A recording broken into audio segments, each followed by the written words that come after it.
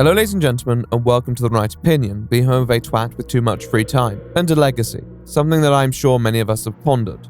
The age-old question beckons: when we all move on from this world, what will we leave behind? The truth is, none of us can ever know for certain, because the moment we pass on, we relinquish most control of the narrative surrounding how we're remembered. People who have been considered controversial and problematic have been recontextualized by their death, and sometimes figures previously revered have had their involvement in some very seedy antics revealed post-mortem. In some cases, a perspective will take centuries to form, and in other times it will take merely days. However, one thing that remains central in analysis of individuals is the existence of art.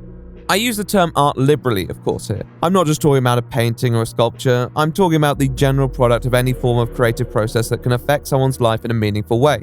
An artist's direct words or thoughts may be long forgotten, but their creations will always serve as a window to their mind. What these works may say specifically is often down to interpretation, but there are often general themes that many people identify with, which is what provides them with a following and a reputation. Upon analysis of such content, many of us draw parallels between the pieces and the person behind them. After all, art should be a part of oneself. We enjoy identifying with others, even when it extends to maestros who we could never really hope to get near in terms of genius. For the new generation of aspiring creatives, times have somewhat evolved, particularly with the presence of social media, which enables many people to speak more directly to their chosen audience. For those who choose to use it, you may have a close-up on the person behind a beloved work, and based on their behavior, you may be able to make a summary judgment if you want to delve into their works much further. However, for all the benefits that such an experience can provide, it can also play into unhealthy parasocial relationships. One that we've spoken about in the past, particularly when said art may not appear to reflect a person's character.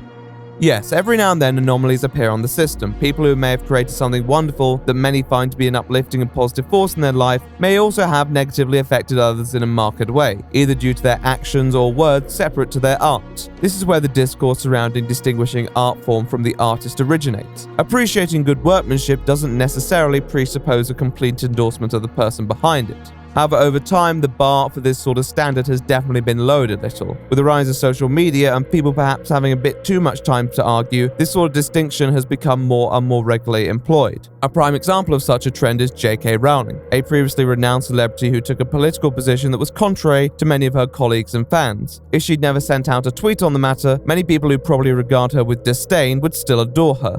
Humans are complex, multifaceted creatures, many of whom are deeply troubled and don't necessarily benefit from the public spotlight, sometimes leaving us to wonder whether we knew them as well as we thought we did, and perhaps wishing we didn't know them quite as well now. This is what leads us to probably the most quintessentially Gen Z example, a gentleman by the name of Persson, or as he is known to many online, Notch. It's about having it feel like a game. Like, what would you expect a game to do?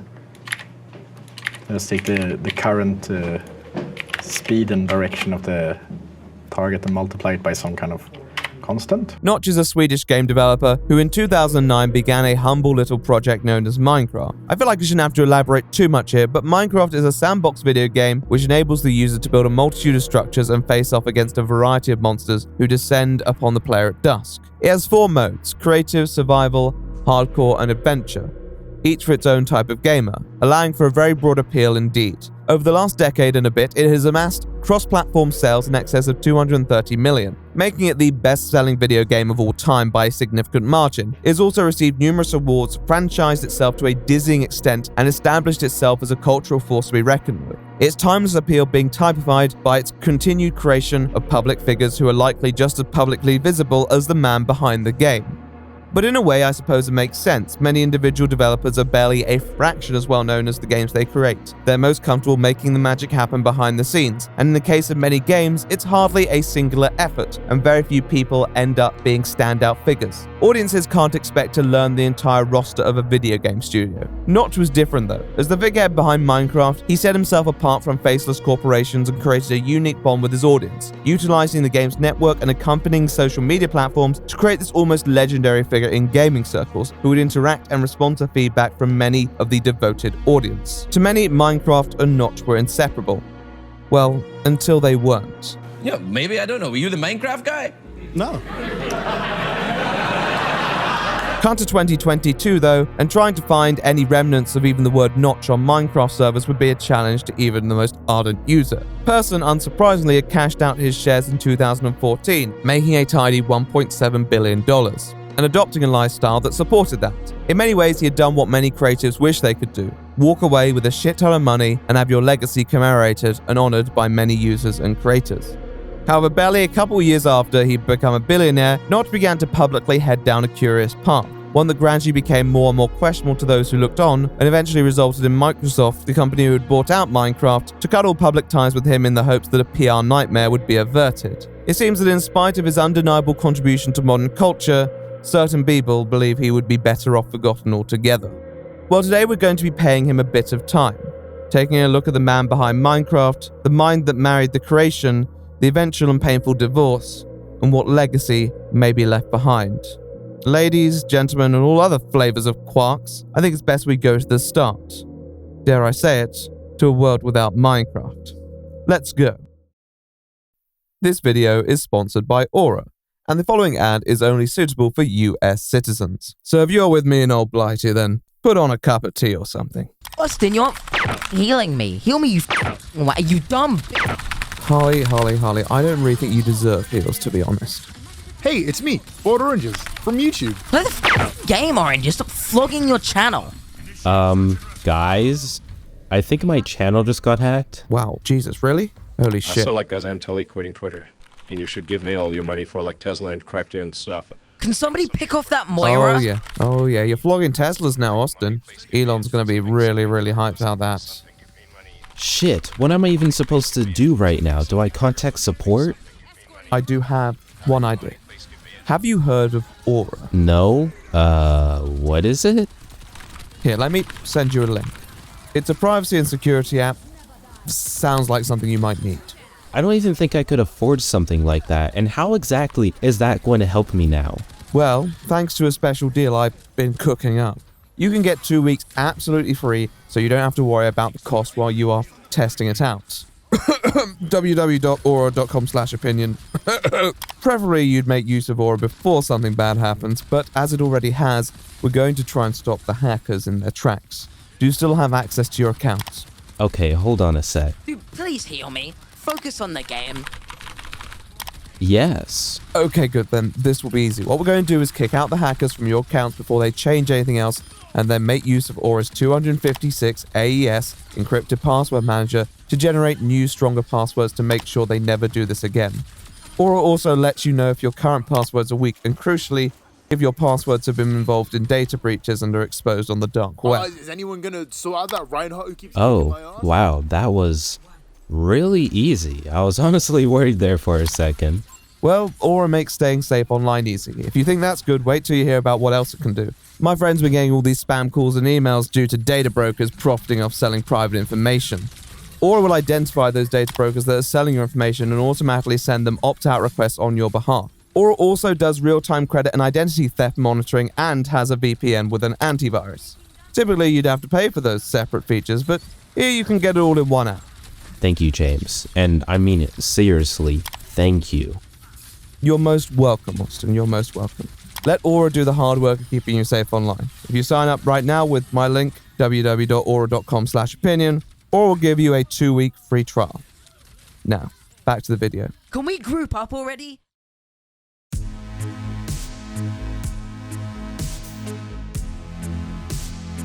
The decade is the 1980s. Technology is emerging pretty quickly, with various movements in the industry taking the world by storm, with many pieces of media romanticizing its popularity.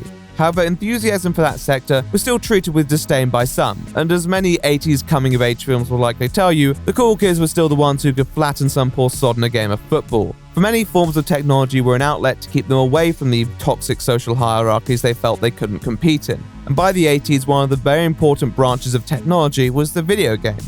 In early times, you would have to commute to the arcade to have a taste of what video games actually entailed. But with the increased commercial reach and accessibility of consoles, the market opened up much more to those who enjoyed the pastime of gaming.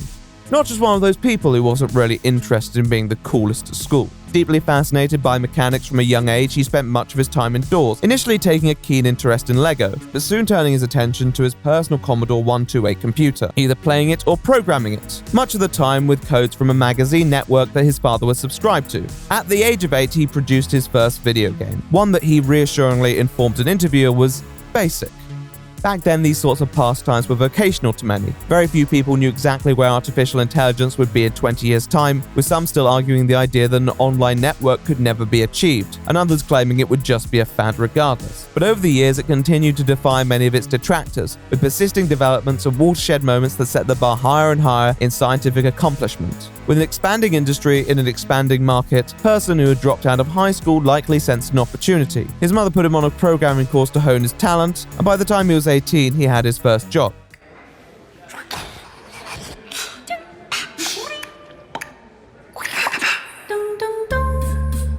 After a few rocky periods in between, he was one of the first developers hired by a Stockholm-based company then known as MidasPlayer, later to become King, the corporation who made the legendary Candy Crush saga, inescapable from the daily lives of all, from our phones to our skylines. Persson worked on a fair few games during his 4 to 5 year stint at the company. However, he always kept one of his eyes on a few side projects that he would work on in his free time, developing a fair few games to boot. In 2006, he released the Java-based game Worm Online, a game he had developed with longtime friend Rolf Jensen, a sandbox MMO where players could construct buildings, mine for materials, and craft tools. Sound familiar? Well, there were a few differences. It's definitely a bit more complex, probably leaning more into games like RuneScape for its more detailed visuals and skill level system that provides people with a clear roadmap to mastery of the arts. However, there's also a more factional element that allows people to join villages and alliance, declare on others if they want, alongside a religious system that allows people to worship a certain deity, each one having their own unique perks. It provides an arrangement where users essentially create their own lore and history within the game. It's a clever system, and the game does appear to have some popularity to this day. But in 2007, the year after Worm was first released, Notch stepped away from his commitment to the game and the studio, then known as Mojang Specifications AB. Despite moving on from this venture, Persson wished to retain the namesake Mojang for his next project. However, afraid of market competition, MidasPlayer barred him and all employees from making games in their free time. However, clearly valuing his individual creativity, Notch responded by quitting his job, taking up work at a friendlier employer, and dedicating the following months to replicating a game by the name of Infiniminer.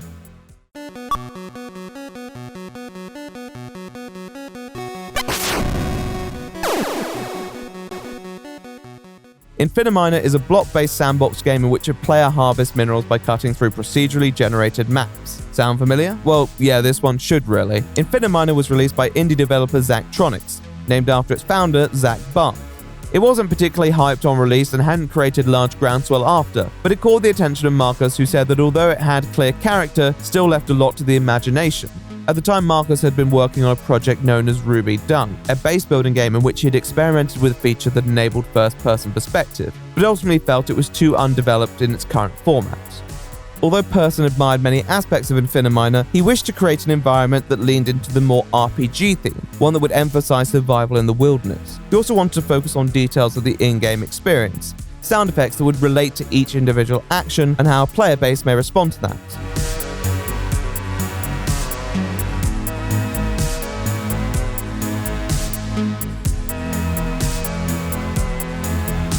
On May 13, 2009, Notch, using an account by the name of Nizotch on YouTube, posted a video titled Cave Game Tech Tests. This upload was well received by users at the time, and a couple days later he seemed to have settled on a name: Minecraft.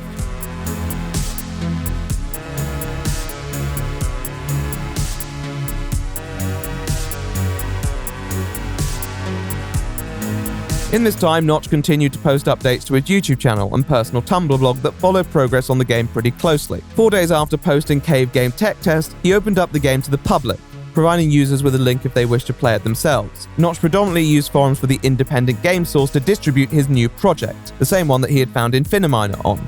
There wasn't any real big promotional push, nor was there any large investment from companies who believed in the project. It was the true definition of an indie game. Just over 20 years after he had created his first game on the Commodore 128, he had published a humble sandbox game on Java. But the world was a lot larger now and dominated by companies who had a million times the resources of a person like Persson's. Indie games were a dime a dozen, and Notch's couldn't have been that unique, right?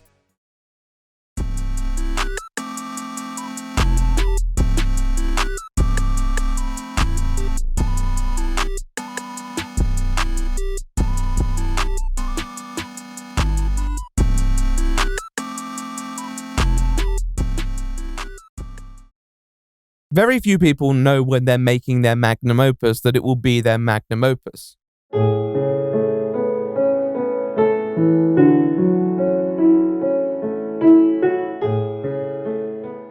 can speculate how people will receive it, but you can never foresee public reaction, and you can never account for every single issue that a consumer might point out. When Notch first made the game playable, there were more than enough issues to count, and many people were the first to let him know. However, there was definitely something unique about Minecraft from the off. I'm not going to go through every detail because there are creators out there who are much more enthusiastic than me and have made far more in-depth videos. But I think the best way to summarize would be to say that it, on one hand, being a rather simple sandbox, allowed for a rather broad range of virtual realities, one where a world could be built around your vision. At the same time, the RPG element, the first-person perspective, gave it a more competitive element and rewarded a person for proficiency and skills required for survival. Whereas Notch's previous game, Worm, had a system built on levels that was meant to supply an outward motive for mastery, Minecraft's was inherent. It was a simple system, but it was one that worked, and one that you progressed through naturally. A bedrock so basic that can create a world so complex. I think the best thing that can be said about the game is that you never have the exact same experience twice. And for many, that was embodied by the existence of Minecraft. The familiar aspects were there, you never had to relearn the fundamentals, there was never an alienation of experience, and many of the processes were as simple as a few clicks. But the opportunities branched off each time you decided to take your experience to the world in a new direction. The visual design was unvarnished, making it undemanding to PCs and accessible to many users, but still retaining its own charm and feeling that it was intentional. It was also assisted by a bare-bones yet effective soundtrack and sound design by C418, another frequent user of the independent game source forum. His work can be identified by most from a single chord, and that's impressive.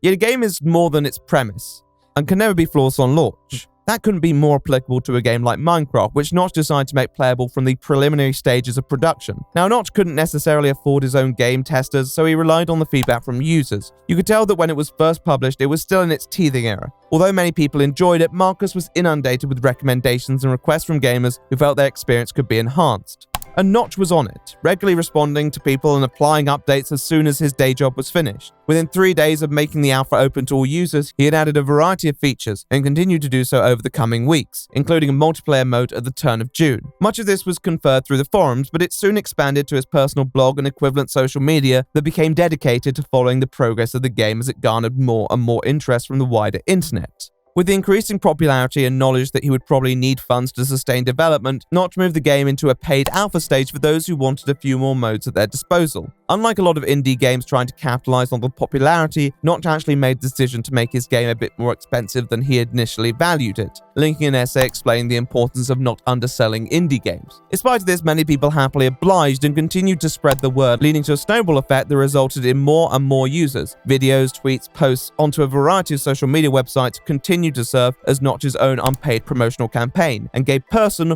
all the time he wanted to focus on quality control. And to be fair to him, that's exactly what he did. With the rate of unexpected success that Notch was experiencing, it would have been easy for him to rest on his laurels or sell his work on to an eager investor. However, with each passing day, he only seemed to dedicate more and more time to perfecting and updating the craft of this humble mining game. His proactiveness in actually attending to problems and responding to feedback didn't seem to let up, even as the game seemingly expanded beyond a single person's capability. He switched his day job to part-time, hired a couple people to help him manage designs, but still placed himself at the creative control panel of this undertaking, maintaining activity and status of the forums that had so graciously supported his project. He was still a one-man army, and amongst many was quickly obtaining status as a bit of a cult figure. However, things were beginning to spiral out of control a little. In the first year, the game moved around 25,000 copies, pretty good for an indie game. But in 2010, it began to garner even more traction, selling thousands of copies in the space of a day. So much income was being generated from sales that, suspecting fraud, PayPal froze his account, which subsequently just generated more publicity. I mean, the dude was literally keeping hundreds of thousands in his PayPal. Although Notch was on top of his game, he didn't seem to be on top of his fame. There were some things that he just could not do on his own. Enter stage right, Valve, the video game's mammoth headed by another popular figure, Gabe Newell. Noticing the success of Minecraft and the man behind it, they invited him over to Bellevue, Washington to see what the prospects of future work could be. They showed him around the headquarters, made him take some programming assessments, even having him meet with President Mr. Newell himself. All in all, it was quite the experience. And although they believed he had a bit to learn, they were happy to offer him a job that would hopefully provide him with a bit of stability. However, that wasn't the only thing that happened in Bellevue. There's Notch. And here's the crowd. When Notch announced he was traveling to Valve headquarters in the US, many people asked him if a meetup was possible. Persson, thinking it could be a nice initiative, decided to announce the meeting on his Tumblr blog, jovially labeling it MinecraftCon. stating that it could be a good idea even if it's just 3 people sitting around in uncomfortable silence for 20 minutes. It wasn't quite that though. In fact, over 50 people turned up, including one person in a full creeper costume. Although it didn't last for more than a few hours, it might just have been enough to convince Notch that although Valve's offer was likely flattering, there may be something more worthwhile in what he already had. So he turned down the move to Valve and instead called up his longtime friend Jakub Persson, expressing the desire to take this whole little Minecraft gig a little bit more seriously. But was that what Notch wanted? Upon returning to Sweden, Persson and Persson incorporated their business as Mojang AB, later to be Mojang Studios, and brought on some additional manpower to their workforce. They decided to commit a bit more time to game development in general, even beginning to work on another game called Scrolls, though it's now known as Caller's Bane. It seems the wheels were firmly in motion on the Mojang machine, and not too soon after, Notch was vindicated for his decision made in September, because Minecraft's growth didn't slow. In fact, it did quite the opposite, even beginning to capture the attention of mainstream media sources. Less than 20 days after his visit to Bellevue, a YouTube video on Minecraft topped the platform's gaming charts for the first time, and by the end of October, they had moved 500,000 copies. And by the end of the year, PC Gamer UK had heralded it as the Game of the Year, all while still in beta. In many ways, the offer from Valve is just what someone like Notch needed. This was a dude who had seemed to have been out of his depth at the time. Hell, he was storing hundreds of thousands of pounds in his PayPal account. It felt like the backing of a more stable source of income was just what he needed. However, something tells me Notch didn't bank his success on the amount of income his little project generated. Nobody could have foreseen the success of a humble game initially posted onto an independent forum, especially Persson, and really his ability to follow this through wouldn't depend on the amount of money he made, but more his own spark for the game. Something that he clearly still believed he possessed. Does it just still make you happy to just keep working on the game every day? Yeah, so far it is. We got another game, a big prototype, and it's really fun to think about that. But so far the most fun is when I can actually just work on Minecraft. With the attention of major developers like Valve, it would have been very easy to let his elevated status get to him. But like a lot of accidental celebrities, Notch didn't really seem to view himself as one. He just wanted to keep working on his project. But that was at least somewhat difficult as the user base continued to manifest. He didn't make the game early access to the entire world with the intent of having the entire world play it. He had to adapt, and the new business model seemed like the best way forward. With a new business, there are new responsibilities, particularly if a game wants to continue to rule the market. In 2011, to consolidate their prosperity, the Mojang crew began to work on new versions for other platforms, initially for mobile devices, but console projects followed not too long after. The company also made the decision to start publishing games from other indie studios. Additionally, after the success of the spontaneous meetup in 2010, it was decided that Minecon would become an official event. It was planned to occur from the 18th to the 19th of October in Las Vegas. Everything was moving forward pretty smoothly. But was that the case for our title character? Notch really was the first of his kind in many ways, and he was certainly one of the first who became known among many for just being a developer. Although that was partly attributable to the success of the game, it was also credit to his hands-on nature and natural interest in the community that surrounded it. It was clear that he didn't wish to take any single person for granted. However, there's a reason that sort of approach isn't typically linked to celebrities. To put it plainly, it's impossible to maintain. I'd say the best allegory is that of the YouTube channel, really. There are people who, when they start their channel, will respond to every single comment and try and give as much attention to anybody who takes an interest in their work. But the attention may grow to the point where you cannot tangibly engage with everyone without sacrificing other aspects of the creative process. What people loved Notch for was a quality that would inevitably become incompatible with his status, and with that comes a few complications. When you have a small project, the first people who believe in it and support it are some of the most important supporters you can have, as they're the ones who may help you find your feet and momentum. If you reciprocate that positive attention, then these people will enjoy engaging with you because many of them appreciate being listened to and their voice actually having influence. As a project grows, their voice will be diluted though, and this leads to more dissatisfaction, the allegations that you sold out, that you're not who you used to be, you become lazy, etc. And you're going to come across people with completely conflicting visions of what you should do with your content, which often just leads to nobody being satisfied. Some of these dedicated individuals were also becoming increasingly obsessed with Notch's life, including to the point where someone created a timeline of his in-work absences. Even if he tried his utmost hardest, there was no way that Notch's position was sustainable, and over 2011, as pressure continued to rise, it was clear that he was, as they would say, suffering from success. In a Reddit AMA in April 2011, Notch acknowledges his nature to overstress and focus on the negativity, particularly over a runaway success like Minecraft. However, also says he has made a commitment to managing it better. He seemed to be doing an okay job at managing that at first, but over the year this struggle appeared to resurface. This likely wasn't alleviated when Bethesda filed a lawsuit claiming the game Scrolls was too similar to the Elder Scrolls, which led to a month-long legal back and forth. Notch prevailed, but at what cost? This seemed to climax in the 2011 Minecon, which also marked the official release of Minecraft. There was every reason to celebrate. However, it was marked by an incident involving a couple YouTubers, part of the channel known as the Yogscast. I guess it's fixed now. I don't know. The Nether. I didn't and think we're so. we're finally gonna go through it. I'm excited, Simon. Oh my god, I'm terrified. But we got backup. There's 4 of us now. In that time, the Yogscast were one of the largest and most influential gaming channels on YouTube. Some of their members were also enthusiastic devotees of Minecraft, and Notch in return sang his praises for their work. So their appearance at Minecon 2011 should have been a match made in heaven. However, not too long after their appearance on the final night, a sleep-deprived Notch sent a series of enraged tweets that called out the pair for their supposed delinquent behavior, which included cursing, insulting, and all-around incendiary behavior. Yogscast responded on their subreddit, disputing Notch's version of events and criticizing the general organization of Minecon. This tension persisted for a day or so before Notch relented and put out another statement apologizing for his approach and admitting it was likely a stress-related misunderstanding. At the height of his success, Notch should have at least been enjoying himself, yet it seemed that it was anything but that, and it's not surprising. He was never a person who enjoyed the public spotlight, and this increased level of tension, especially at an event like Minecon, was only going to escalate that further. The guy needed a break, but would he ever get it?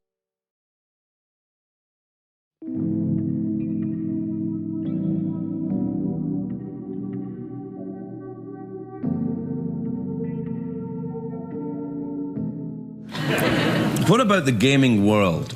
Because every time I look at it, like, I looked you up on the internet and stuff, and it seems like there's quite a lot of bitchiness in your world. Like, quite a lot of people are like, I hate him, he created Minecraft, how dare he not be me? You know, that kind of thing. Is it a very bitchy world, do you think? As noted, Notch's approach to management wasn't really one that adapted to the levels of attention that he received. He didn't do it badly for what it was worth, but eventually you can't keep up with the continued public analysis of your existence, particularly when it's committed to a game that should really enable you to block out the world around you. So approximately a couple weeks after the official launch of Minecraft and Notch's little incident with the Yogscast, he announced he was stepping down as head programmer. The title of the post is in Swedish, a statement meaning "with those words I hand over the microphone," with the rest of the short blog elaborating on a statement. The new head designer, Jens Bergensten, also known as Jeb, had been working hard on developing the game Scrolls. Persson was impressed by his work and felt like he was the right person to take the game forward. He doesn't really talk too much about his own mental state, only saying that he will rest for a while, but intends to continue to help out Minecraft. With all things considered, this was probably the right decision. It would ease the public expectation while still allowing him to offer insight and ideas for his brainchild. Bergensten is by no means anonymous, and I don't want to suggest that, but Notch was still the face of the company in many regards, just one that had been stretched a bit too thin over the past few years. But would that be enough? Well, I think the key is perspective, really. The move as it had been presented was one for Persson's own well-being. However, I think that Notch had to believe it himself, because whether he liked it or not, people still primarily associated Minecraft with him above anything else. And with that in mind, there were still going to be people who held him responsible for the upkeep of the game, even if it wasn't technically his obligation at all. Notch had to simply accept that these people would exist and stop caring about them.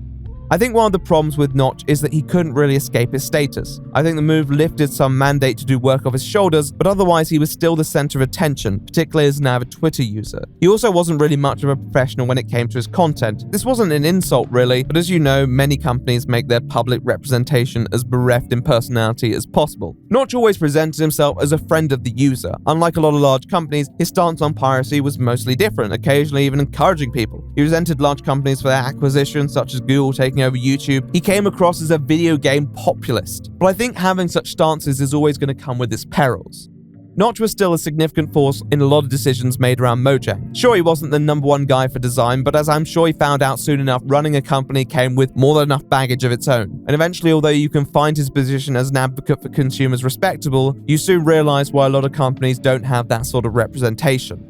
Ultimately, Notch still bore the brunt of the decisions made by the company, even ones not made by himself, so he was regularly bombarded with requests that he could not fulfill without going over Jeb's head, something that he had pledged not to do. However, if he didn't enact those changes, he'd be subject to a litany of rather unpleasant words, something that he took more personally than he should have. He was an inherently high-stress person who wanted to solve every person's issue but knew he shouldn't. Being the video game populist isn't easy when he was no longer the friendly game developer behind the screen and had a multi-million-dollar franchise to oversee. In the end, Notch became much more preoccupied with covering the decisions that concern business, sometimes dealing with complaints from large companies who weren't happy that people were recreating their content in Minecraft. On the other side, people were dissatisfied every time he made an executive decision that people felt may have affected a player's in-game experience, even if it was one he felt was the right thing to do or absolutely necessary. The sandbox format, which in many ways was the game's core appeal, also began to generate some controversy of its own over the years. Now, in many ways, what happens in a game like Minecraft is a player's own discretion, and developers can't be expected to intervene in every server that offends people's sensibilities, particularly on a game with the number of servers that Minecraft has. However, as the antics became more and more far-fetched, pressure began to mount, ultimately climaxing in a situation regarding in-game transactions.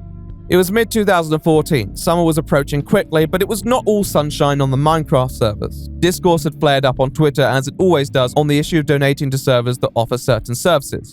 Responding to this, Mojang spokesperson Owen Hill explained that although people are more than welcome to donate to servers, it couldn't be in exchange for equipment that gave you an in-game advantage. Soft pay to win, essentially.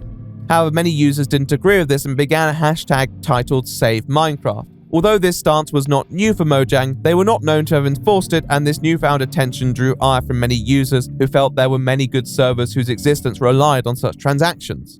Notch, frustrated by the decision surrounding the topic, did what he did best, and took to his personal blog to write a response explaining his perspective, and explained that nothing had changed. This had always been their stance on the matter, as written in the EULA, the End User License Agreement. They did not want to sacrifice the don't pay for the gameplay principle that had motivated them all this time. Nevertheless, the user base did not subside, some of whom pointing towards the recent Minecraft Realms release as being a motivating factor for Mojang's decision to turn their attention towards other paid servers. Realms was launched the month before and allowed a person to pay £8 a month to have private servers for up to 20 friends. This large-scale service drew comparisons that maybe Minecraft was trying to decrease competition, not truly acting in the interest of users, which likely provoked a more cynical response from gamers. Notch, from his perspective, clearly felt like he was doing the right thing, and he always took a lot of pride in it. He was always facing off with the sect of people who believed he was acting in his own self-interest, and with the large-scale movement against the decision that he felt was pretty cut and dry was the final straw. So on the 16th of June, a frustrated and enraged Notch typed out a tweet in the heat of the moment. And everything changed.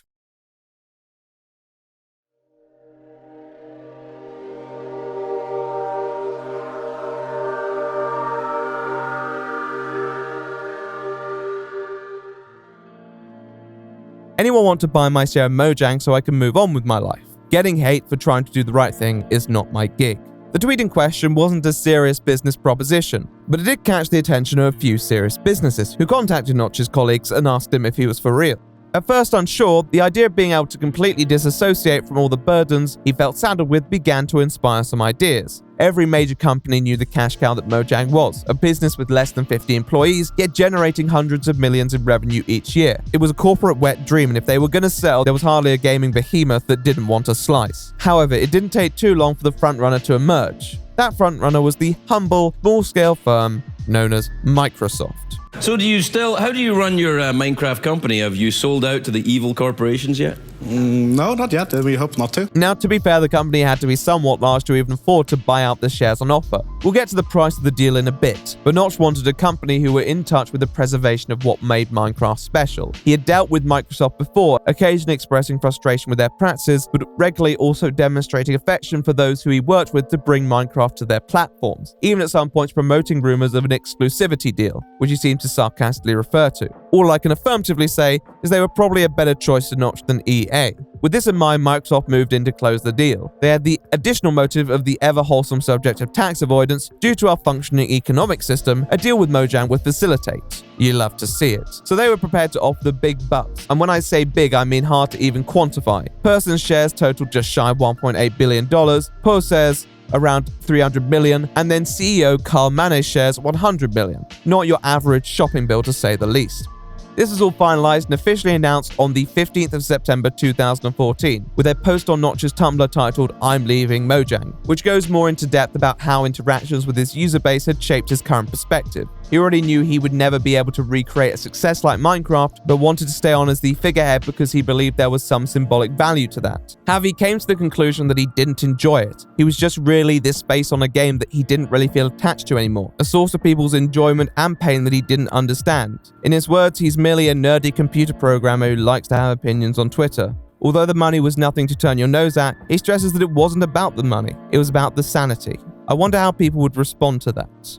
Well, most of them took it pretty well, actually. There were a few people who regarded him as a sellout, but he'd been called a sellout by plenty of people in his time, and that wasn't anything new. It was obviously difficult for some people to rationalize given that Persson had always been outspoken about a lot of the threatening overreach of big tech. But his move wasn't really one for any of the companies. It wasn't an endorsement of such, it was just what he thought was best for himself. He had to get out, and that was his way. Among other people affected by this were the members of staff. Upon learning on his departure, they were reported to be disappointed. And that makes sense, especially given they were now under the gaze of a much more cutthroat company. But Notch had taken steps to ensure that no layoffs would occur, which given the modest numbers of Mojang's workforce, Microsoft were happy to abide by. All staff members who remained at the company for the next 6 months also received a $300,000 bonus from Notch's share, which obviously wasn't anything near the levels of money Marcus had been paid, but it wasn't derisory either. It was generally reported that Microsoft mostly took a hands-off approach and merely offered their resources and investment to the team over at Mojang in exchange for the profits they were making. Overall, it was considered by most to be an example of a transaction done right,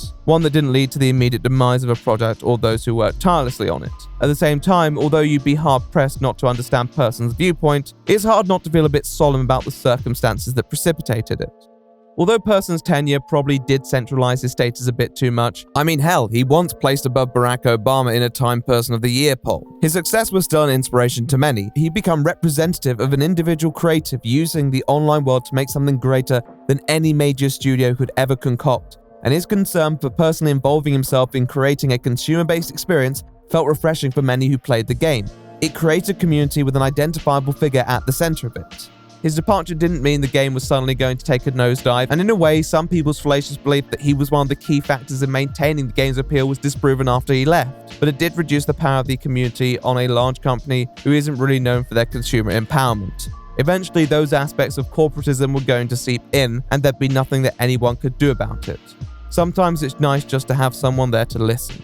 Ultimately, this was all rooted in a situation, though, where the person who listened had heard enough. Anyone who cares that much about a game is not going to be able to withstand the pressure of maintaining it. Minecraft was one person's passion that became so much greater than that. In Notch's statement, he writes, "If I ever accidentally make something that seems to gain traction, I'll probably abandon it immediately." Some people may have been able to navigate the tricky social environment better, but Notch was not that person. He never was. That's what made him popular. That's what made him liked. He was the everyman. He was the underdog who rose up to change the gaming industry. He didn't have politically adept social skills or a decade-long college education. He was a guy who just did what he felt like doing. He showed that the stereotype of the nerd staying in his room on his computer wasn't as negative as some thought it to be. In the end, the popularity made his status untenable, though. He couldn't be everybody's everyman, but he still walked away from a game that would revere him as one of the greatest examples of independent enterprise in modern history. Well, he could have.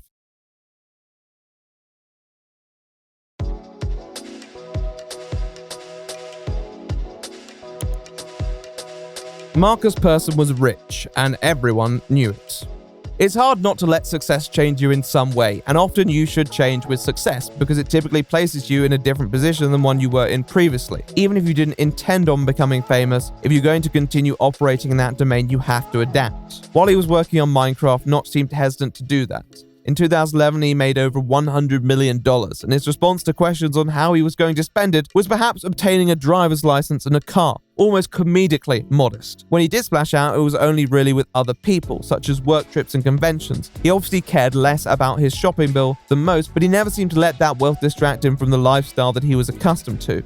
However, the sale of his shares in Minecraft changed that, not just because it earned him an obscene amount of money at once, but because it removed a commitment that he had felt attached to for years. As long as he was tied to that game, no matter how much money he made, Notch seemed almost paranoid that it could still collapse at any moment. He waited over a year to fully quit his job, despite the fact that Minecraft was generating far more income. Even when success seemed near guaranteed, Notch felt the reputation of a game weighing on his actions. That was gone now, and he had all the time to do what he wanted to.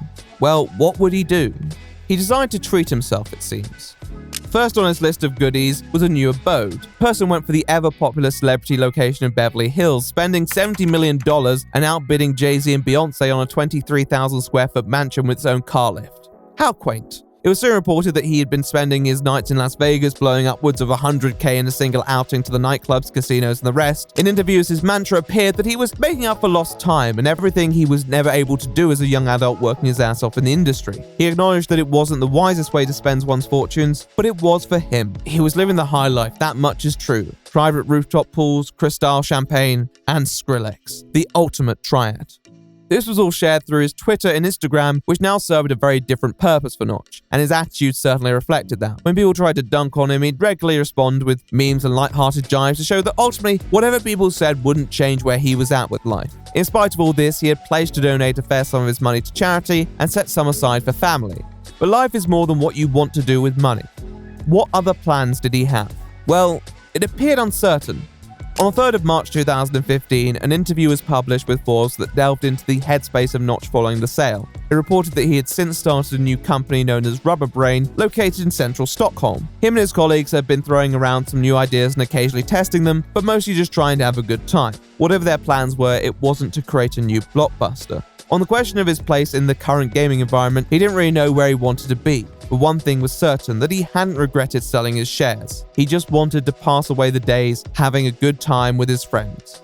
But how long would that last? I have a good friend who posited a principle in a philosophical discussion we were having a few months ago. The necessity of human struggle. His argument basically suggested that we as people need to experience some aspect of adversity to truly feel fulfilled. He likened it to a room that closes in on a person, the idea that many of us need those walls to push back against, something of a challenge, or else we ultimately lose our own purpose in the world. Now, obviously, some people struggle far too much and other people get by alright without struggling. But I think there is a relevance, particularly for people who are used to some form of pressure, to have that completely removed from them. It's a very difficult environment to adapt to. Struggle is relative, and if you spent your whole life with this strong sense of purpose, to have yourself completely absolved of that purpose is quite jarring. And barely a few months after the Forbes article was published, Notch's celebratory tone appeared to take a turn towards something more pessimistic.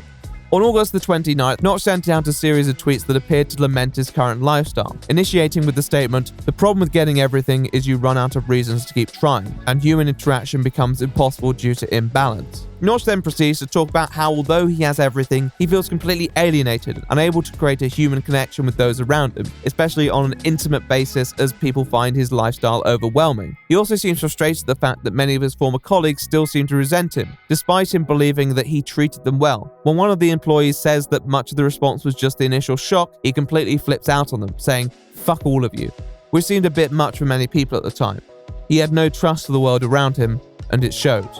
The meltdown may have been momentary for many, but it certainly outlined a real cloud to the silver lining of selling out. Unfortunately, Notch had reached this stage of success and influence where people treat you differently because of it. Even people close to you can seem distant, and you can't really trust their intent. You need mental fortitude to manage that, and to be frank, Marcus was a somewhat fragile person. And once the initial euphoria of that newfound wealth wore out, he probably wondered what was left. This brief tirade inspired a few reports and response articles from people who didn't necessarily have great sympathy for his predicament, but probably prompted the same suggestion for a solution. Persson needed to find a way to alienate himself from that wealth and status. It's not an easy solution to undertake, but the problem will continue to be inescapable as long as he had nothing to work for and nobody to actually share it with. Snoop Dogg even weighed in on the matter, reminding Persson that knowing who your real ones are is much more important than any material wealth. I don't think anyone needs Notch's level of money to be happy. You shouldn't have to give away your wealth to be happy necessarily, but you need to have something that can transcend the purpose of that money, whether that be friends, work, or an alternative outlet. Reflecting on Notch's life, maybe his purpose was rooted in a struggle of sorts with Minecraft and optimizing it, and now that it ended, so had Persson's own greater sense of self. Marcus Persson was rich, and everyone knew it. But for someone like him, that was seeming more like a curse than a blessing, and his rant, although aggressive, was to show great vulnerability. He needed something greater to latch onto, but maybe we got something worse.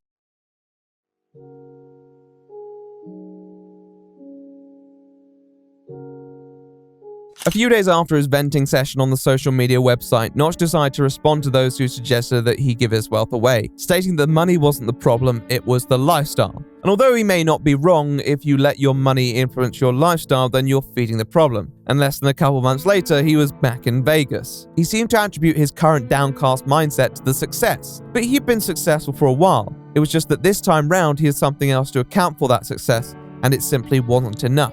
It distanced himself from nearly everyone in his life and made him untrusting of the world around him. Notch was the paranoid wreck who had no idea of where he was meant to go from here, and expressing it online wasn't going to help, as the whole place can often feel like you're headed in circles. You think that after he sold his shares he'd have a lot less to say on the World Wide Web, but for someone who didn't want to be the center of attention anymore, he often still seemed obsessed with social media platforms. In his departure post, he characterized himself as a nerdy computer programmer who likes to have opinions on Twitter. But it seemed more than just the occasional hot takes at this point. To be honest, he seemed ever more invested with the goings-on around him, and that only continued to manifest itself as the online world became increasingly political. As we all know, 2016 was a strange time for the internet on reflection, particularly with the cosmic rise of Donald Trump and the general movement towards anti-SJW content that seemed to target people who were not always the best at expressing their beliefs. When working on Minecraft, Notch had generally seemed to adopt quite progressive ideas towards his game. Although not overtly political, he said that every character was genderless and that people had a right to interpret each of them to their own liking. It was part of Minecraft after all, the fact that an individual can have an experience personal to them. Despite not explicitly endorsing anyone before 2016, Notch was someone who would have been mostly aware of the discourse within political spheres. And throughout 2015, he had mostly expressed disdain for the prospective Republican candidate, Donald Trump, calling him a loon, and exhibited genuine confusion at people's belief in his suitability for office. He'd interacted with a few YouTubers who expressed anti-SJW beliefs and stated that he would support Bernie Sanders if choosing between him and Hillary. As the US election approached, he seemed to become more and more invested in the issue though. Although he's vocal that he was not a fan of Trump's, he turned most of his ire towards Hillary Clinton, who he felt had acted dishonestly. I'm not going to go into every single detail regarding his political beliefs at this specific point in time, but as election day approached, his stance on Trump continued to soften, and eventually he admitted that if he was forced to choose between Trump and Clinton, he would probably choose Trump. This wasn't an exceptional stance at the time. Particularly online, people's resentment for Clinton was very palpable, and many didn't want her to win just for the principle that they thought the Democrats had the opportunity to present a genuinely radical candidate. Well, at least by the standards of US politics. Trump became the anti-hero, anti-establishment figure that, in spite of his very visible flaws, became a punishment to all those happy to settle for a miserable status quo. Therefore, although his opinions were a little outspoken for a person of his status, these didn't exactly strike anyone as truly frightening.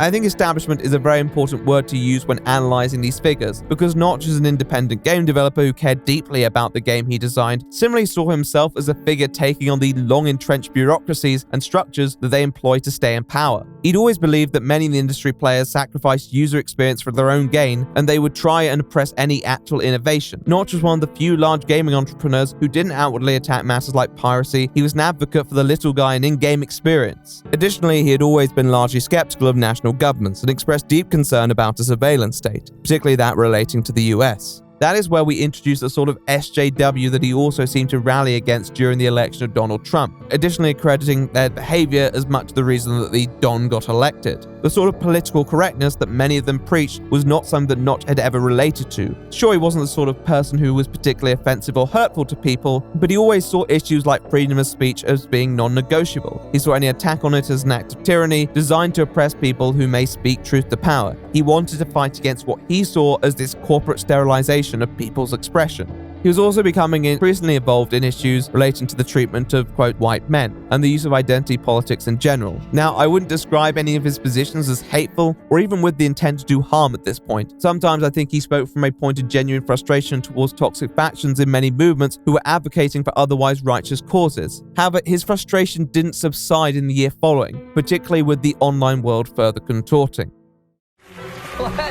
Come on, buddy.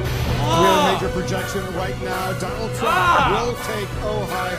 And CNN projects Donald Trump will carry the state of Florida. Huge win for Donald Trump. Donald Trump, we project, will win in Kentucky, in Indiana, with its 11 electoral votes.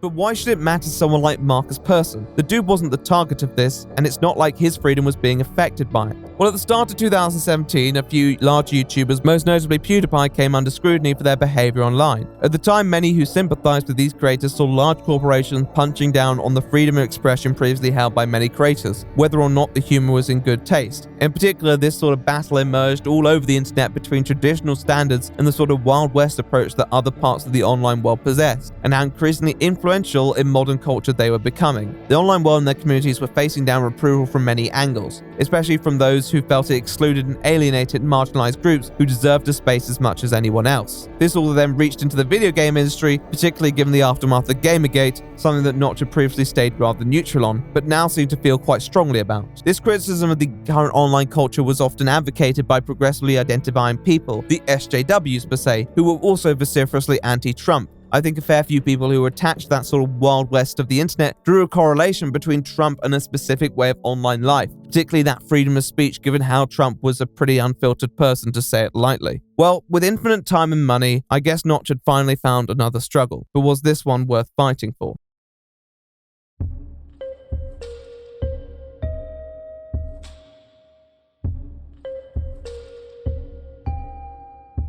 Marcus Persson had always held a sort of morbid curiosity for these sorts of areas. Discussing the often contentious 4chan in an early interview, he describes it as possibly being one of the closest things we've got to a self-conscious virtual entity on the internet, even referencing it in an old intro screen for the game. In many ways, that sort of independent-minded section of the internet was what put Minecraft on the map, and so it wasn't completely beyond belief why he felt protective about it. I think in many ways, people like Notch saw these establishment types coming in and trying to dictate their own standards that much of the internet didn't perceive similarly. I think it's fair to say that although Notch's opinions on the matters in the previous part weren't completely out of nowhere given his background, they were somewhat different to many around him at the time, and it definitely alienated some people. When someone asked him why it seemed like everyone hated him now, he replied they didn't hate him, they agreed, but were just afraid to speak up. And as what he said received pushback, he became more and more stubborn, and in turn more and more irrational. Even if you agreed with any point he was making, it was lost in the sense that he was fighting a greater cultural battle. When an incident occurred at VidCon involving Anita Sarkeesian clashing heads with her critics, and Ant Green responding, he tagged Green, telling him to be on the right side of history. That's a strong term for a situation that related to a commentary spat at a panel. At the end of Pride Month in 2017, there was a movement called Heterosexual Pride Day. Notch noticed this and stated that if you didn't support it, you deserved to be shot. Eventually, he did retract this statement and apologize, but it was clear that he was taking this all a little too seriously. It was clear that this was a historic battle to Persson for the soul of society, and this seemed to be influencing his political beliefs as well. In a May 2017 interview, then-President Donald Trump made the bold claim that he invented the phrase priming the pump, which is particularly impressive given that in modern terms, it was first applied in the 1930s, the decade before Trump was born. Mockery ensued, and many people took to their favorite social media site to take the piss, including video game writer and YouTube critic Mikey Newman. Persson, after having the reference explained to him, makes the judgment that it is just more baseless Trump bashing because they are afraid, which certainly prompted some confusion. It seemed that as the months passed, Notch had become more preoccupied with this idea that every narrative against Trump was part of some greater conspiracy to prevent him from making America great again. And well, it's a bit far-fetched. The thing about a lot of conspiracy theories is that they do often start with one genuine observation. Were certain echelons of the media disproportionately outraged with Trump's presidency when they'd given others a pass? You could make an argument for it. You could say that they weren't anywhere near as critical as previous presidencies when they enacted policy that could significantly harm the population. However, the fallacious link comes when you conclude that therefore they hate Trump because he's finally doing the right thing, rather than the fact that he's unorthodox and generates views for financially focused businesses. There are plenty of people online who are quite aware of establishment shortcomings, but also felt like it was still valid to point out issues regarding Trump. When he makes a claim that he invented a term that existed before he was born, then yeah, I don't think it's unjustified to have a bit of a chuckle about it. However, Notch didn't seem to be seeing it this way, and neither were a lot of Americans. So with that in mind, let's talk about a little conspiracy theory that occurred the year before, known as Pizzagate. Pizzagate was the allegation that there was an insidious satanic underground sex ring being operated by the Clintons and Democrats out of a Washington, D.C. pizzeria. It was rooted in an email link from a Clinton campaigner which theorists claimed contained a secret code that tied all of this together, and eventually resulted in a gunman turning up to the pizzeria and firing his rifle at the institution. There were a deluge of other related incidents to the theory, which has widely been discredited by mainstream institutions. Emphasis on the mainstream institutions here. Now, that's not to say it has credit. I personally don't think it does. But when you believe a theory that dictates all authority figures are in on something, them telling you it doesn't exist isn't going to be convincing enough.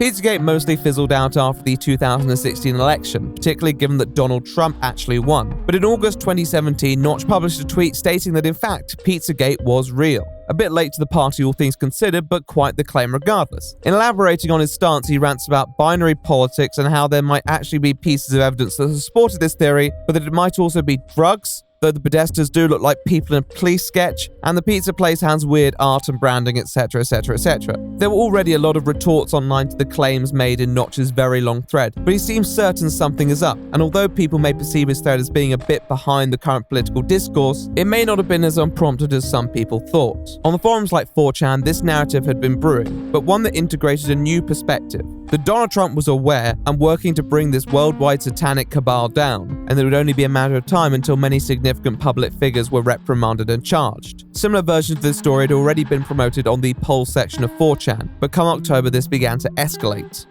On the 27th of the aforementioned month, a user by the name of Q Clearance Patriot claimed that Hillary Clinton was soon going to be arrested, and civil unrest would follow.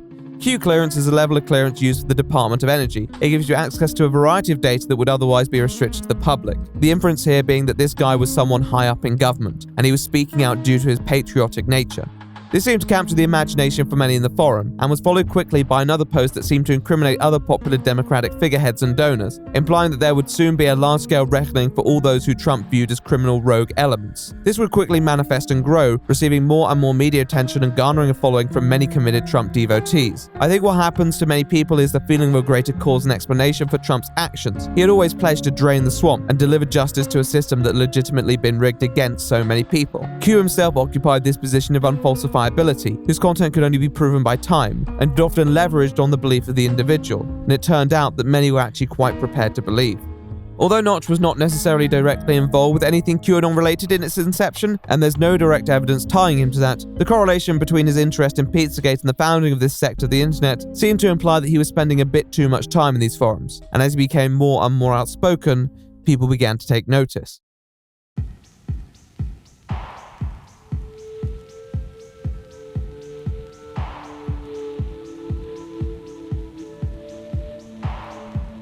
Make no mistake, Notch had definitely been pushing people's buttons online, but overall this hadn't affected his status related to his work at this point, likely because most of his tweets didn't have much staying power online and people didn't really care enough about some dude shouting into the void. He held steadfast on most of his opinions, but up to the end of 2018, he didn't seem to garner much attention outside the discourse sphere that he was involved in. However, there was the occasional reference to Operation Mockingbird, a theory that refers to the alleged brainwashing of the public through media propaganda, and had been regularly mentioned by those on QAnon, and Q himself who mentions it in his original post. Although it never attracted that much media attention, it was indicative of what he was doing with his time. However, as Notch's takes grew increasingly strong, there was a sense that what he was saying couldn't be ignored. This began in December 2018, which was met with a flurry of statements by Persson, some relating to race, some relating to general political identity, and just some relating to whatever the hell this is. He still presented himself as someone on the side of the little guy, but it seems he had identified a greater battle against those who were at the top, and the far left who were controlling every aspect of his life. If you were with them, you were ontologically evil. There was no two ways about it. Now, these tweets were definitely more concerning than the previous set. The least you could say about his comments up to this point was that although they were often provocative, the intended targets were often general concepts of political correctness, SJWs, and establishment figures, all of which were not without their flaws, even if the obsession with them was a bit overwrought on Notch's behalf. However, these tweets seem to harp on some other more questionable theories, in particular relating to IQ differences between racial populations. Now, this has been the subject of debate in certain scientific circles, with many broadly on the side of the opinion that IQ is not affected by race, more due to other environmental factors that may coincide with race. However, how does a human-generated spectrum of intelligence help discussion on racial differences? How would it dictate the world we live in? The truth is that people are still individuals, and anyone from any race can be really smart or really stupid. Notch had clearly grown to hate the general state of the gaming industry as he felt it was dictated by a small proportion of easily offended people. The left received a lot of the blame when companies made decisions that others thought they were being pressured into, but many of them were decisions ultimately made by the company. What would anyone who actually felt strongly about these matters done if the businesses in this industry just turned around to them and said, no, we're not doing that, or just ignored them? Probably not much, maybe some angry tweets, but that would be it. And Notch had survived alright to this point. Despite the fact that he didn't have direct ties to any companies, he was still symbolically associated with Minecraft and commemorated in the game. However, come March 2019, Notch was once again ready to test that, and this time he was going all out. First mentioning Operation Mockingbird again, but then dropping any innuendo and just outwardly stating that Q was legit, and that we should not be trusting the media. To be honest, I don't trust the media too much either, but for someone who doesn't like binary politics, he sure likes to make binary choices. After a couple days of continuing to push these general narratives that the populace was being lied to by the establishment, he takes it to Twitter to make the interesting observation that suddenly all the requests for him to stream and podcast have stopped. How curious. I guess the establishment decided that his time was nigh. But his Twitter was still growing, which is something, I guess. I mean, he was making up to 100 tweets a day. With Notch fully embracing the QAnon movement and the man behind it, he definitely raised a few eyebrows, with articles being published on his recent turn to conspiracy theories. However, not finished to his crusade, he turns his attention to a variety of matters. First drawing a comparison between dressing as another race and dressing as the opposite gender and saying there is no difference. This opinion didn't seem to attract too much traffic as it could be seen as referring to cross-dressing. However, not too long after, Notch was back to business on a plethora of fronts, sometimes posting rather vaguely, which attracted some QAnon responses, other times just cutting to the chase and reminding people that casual murdering of infants for organ harvesting purposes is not acceptable. Hard agree on that one, Notch. He then writes a thread seemingly going truth mode on society. You cannot negotiate with these people who are trying to destroy human civilization as we know it. At least that's what I take from the thread. Though the last two tweets seem more directed to the trans community, mentioning gender dysphoria and pronouns, including the claim that trans people are trying to make it illegal to use the wrong pronouns, even though actually it's them who have the pronouns wrong. This began to receive some serious pushback, especially from some of his trans followers who are particularly enthusiastic about Minecraft, with one sharing a pro-trans message in a My Little Pony format stating that trans women are women. Notch didn't appreciate that, and quote-tweeted this person stating that they were wrong, and although trans women were deserving of support as much as anyone else, that anyone advocating for this position was evil, and feeding into a dangerous, mentally ill delusion, using his sister's body dysmorphia as an example. When further challenged on this, it seems he's more concerned about the authoritarian nature of many people to, quote, demand that they be addressed by specific pronouns. He stands his ground, states that it is illegal in many places already, and agreeing with another tweet that if they do this unquestionably, they will also be walking back women's rights, seemingly adopting a more trans-exclusionary radical feminist standpoint. Now, I do not know the law in every country or region, but the fact that Notch did not seem to cite any sources or even anecdotal content made these claims rather hard to work with, and when being asked what this all was about, he commented, "The Great Awakening," which is another event commonly referenced on QAnon where the greater population becomes aware of the truth. Notch seemed to be framing his tweets from the lens that he was punching up against an oppressive regime, but many people didn't seem to agree. Although it was true that certain industries were striving towards greater diversity, many didn't think it was really at the request of any specific demographic. It was more just a financially intelligent thing to do to give products greater appeal, as the number of people in certain groups outnumbered the people who were annoyed by these groups' existence. As someone who made a game whose whole existence can be defined by the individual, and as a person who emphasized that in the past, this shouldn't be new information to Notch, but he came to the conclusion that this time it was state mandated. However, in the end it just seemed like he was targeting a group of people, whereas misinformation could be making targets out of them. It seemed that as time passed, he was growing only more conspiratorial.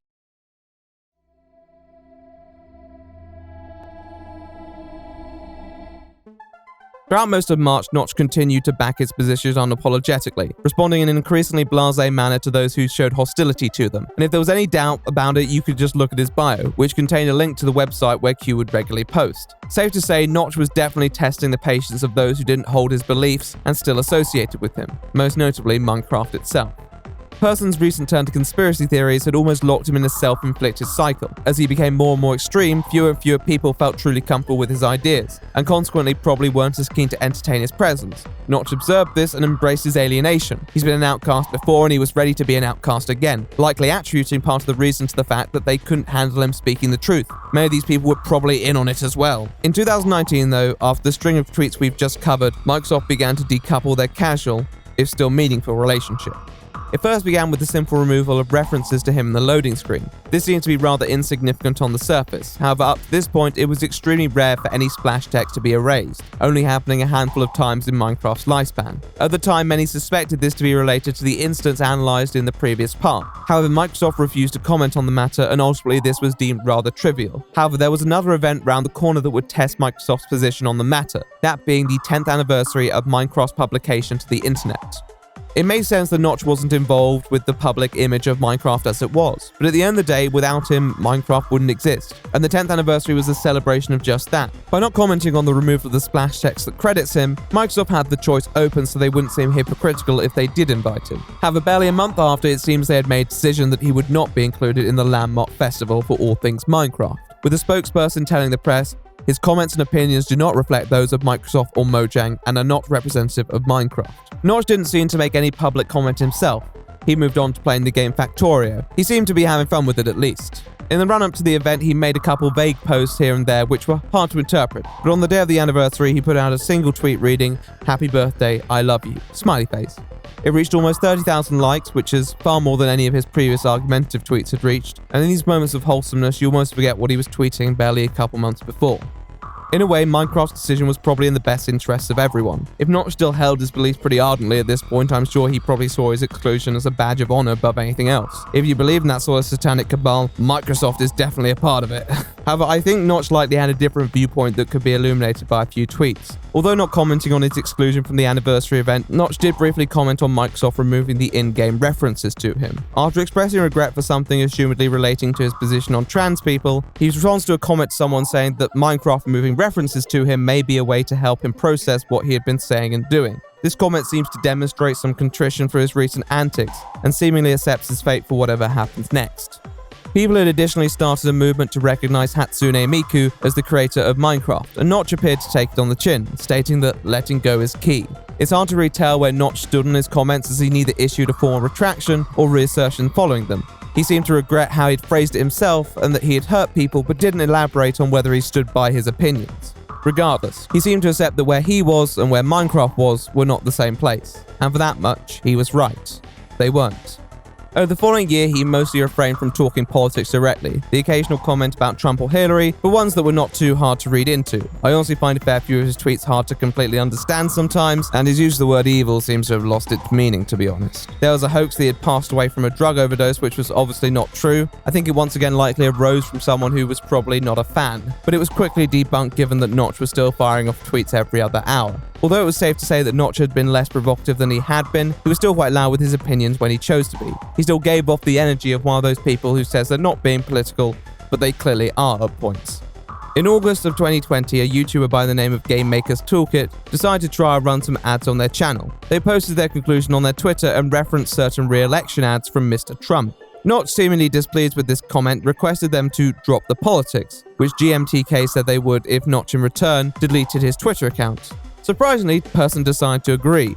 GMTK took down their tweet, and Notch took down his account, taking the world back to the blissful days before people cared about who their president was and that crap. Except a few days later, Notch came back, explained that he was worried someone would claim his name tag, so had to do it for security reasons, and at that point just felt he had to start tweeting anyway, which doesn't make much sense, but his return to Twitter couldn't be a surprise. I think it's fair to observe the fact that although many tweets covered in the last couple parts obviously did generate controversy amongst communities, they didn't really attract too much attention from those outside the immediate sphere. A few articles and responses, but otherwise it was pretty quiet. You have to be an avid follower of the industry to notice. Notch never really farmed the attention that he was receiving. When most celebrities go rogue, they at least take an interview slot on Tucker Carlson or something. Notch never seemed to sacrifice his hatred of public life for publicity of his opinions. Amongst many, he was still that guy who made the game that their kids play, and they still heralded him from the era that had him as one of the most powerful people in the world. It's likely why Microsoft was so hesitant to drop him, but eventually they realized that their name attached to an article could yield a bit more chaos, especially if Notch said something ill-timed at the event, prospectively poisoning sales. Ultimately, the benefits of hosting someone like Notch, who had no technical connection to Minecraft in its then present form, did not outweigh the drawbacks. And thus, the disconnect was complete. But what was left behind? Now you're mostly up to date, the year is whatever it is right now, who bloody knows, and Notch has mostly faded into the ether. which given the current escalating political climate is probably for the best. As said, many do likely not know about all the antics over the previous years. Some probably hate him for it, a few probably think he's based. But I wonder how he feels after it all. Persson, who was previously so open about his feelings, has become quite quiet. His Twitter mostly observations now, with the occasional tweet of affection to those still there. You can't help but wonder when looking back at his career if he thinks it was all worth it. Persson occupies this strange position of having so much yet having so little. With the money and lack of commitment he really had to anyone or anything, he became this social media drifter, just kind of coasting from one topic to the next without any real continuity, free to speak his mind without proper material consequence, emphasis on material. Meanwhile though, the spores of being a popular figure had dried up as soon as he'd ventured down the conspiratorial path. Although Microsoft were the only people to officially cut ties with him, there were likely many other opportunities that didn't present themselves due to these comments. Companies, conventions, associates would likely see him as a liability, and whereas some people might actually care about their reputation, with Microsoft ending their association with him, Notch just seemed to accept that he had made his bed. But acceptance doesn't equate to happiness. I think a lot of people felt a sort of confusion as to what exactly led us to this scenario, and to be honest, it is understandable. The first thing when analysing a person's behaviour is often to search for a motive, to find some discernible cause, and a cursory look at Notch's background and existence wouldn't really point to anything that would lead to such behaviour, particularly given that most people knew him from Minecraft and what it represented to them. Throughout much of his lifespan, Minecraft garnered a significant audience who didn't necessarily fit into traditional societal norms. And that wasn't necessarily a surprise given that the guy who created it also didn't when he was growing up. Loads of people played Minecraft, likely many with extremely diverse backgrounds and political views, and it never possessed a specific identity per se, but over the years it garnered a reputation as probably the most inclusive and accessible games of modern history. Probably a good example of this is how it benefited the social skills of many who have lacked them otherwise. Minecraft has been shown to really aid children who experience certain neurodevelopmental conditions such as autism, with many parents singing their praises of the game's transformative effect for their loved ones, finding a community and escape that actually helps them be more comfortable in their own skin. In the last few decades, society has become increasingly aware and sensitive to those who encounter such conditions and the social challenges that they may have to traverse as a result of it. While many regular social environments were still learning to evolve to the needs of those who may or may not thrive in those places, Minecraft was already there, and I don't think that was restricted to any specific demographic. I think it's also applied to many marginalized LGBT individuals, particularly those in the trans community who found solace in a game where your entire life is essentially customizable. It's not just an escape from the real world, it's the entrance to a completely different one. We discussed how a game can often represent its creator, and Minecraft represented a place that remedied people who experienced the often isolating life growing up that Notch did. That's a principle that doesn't end on the basis of personal identity, and therefore if anyone was going to understand the contemporary struggle of marginalized groups to fit in with society, it should have been him, right? Even if you believe that there wasn't any relationship between the creator and his game, even if perhaps people projected too much of the game onto the creator, it wasn't like Notch was ever vocal about any views that would contradict this image. On the contrary, in fact, as I've already documented, the dude announced that every character was genderless and even facetiously claimed that that made them all gay, thus owning the homophobes. He didn't seem to have much respect for traditional gamer toxicity, criticizing tropes such as calling someone gay as weird attempts at insults, and said that although he hadn't been attracted to a man, he tried to keep an open mind and he's